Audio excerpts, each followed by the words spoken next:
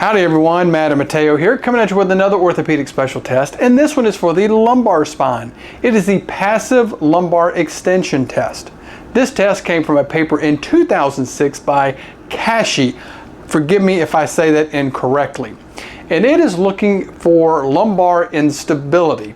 And the researchers felt like the only way to diagnose lumbar instability was with radiographs, and they said, well, there's no real good agreement on how to do it, so let's just come up with a better test to do that.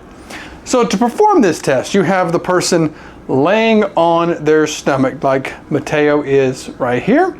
Then what you are going to do is you're going to lift their legs up about 30 centimeters or about a foot. That's almost the size of a goney. So if we set this here, it's about a finger length of there.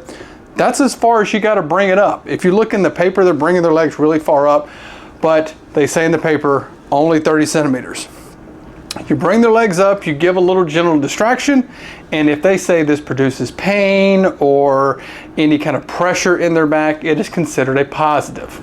Getting into the research out there, there's not a whole lot. There is one paper that does talk about the reliability, which they did find that this is a reliable test. And in that paper, they were looking at what of these lumbar instability tests would be good to do when trying to prescribe lumbar stabilization exercises. There are two other papers that talk about the sensitivity and specificity. One of them is the original paper, which found a very high sensitivity and a very high specificity.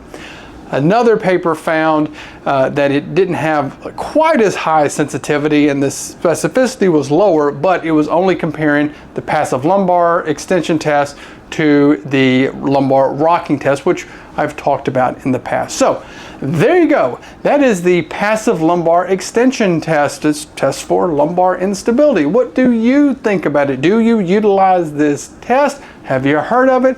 What do you think about it? Let us know down in the comments below.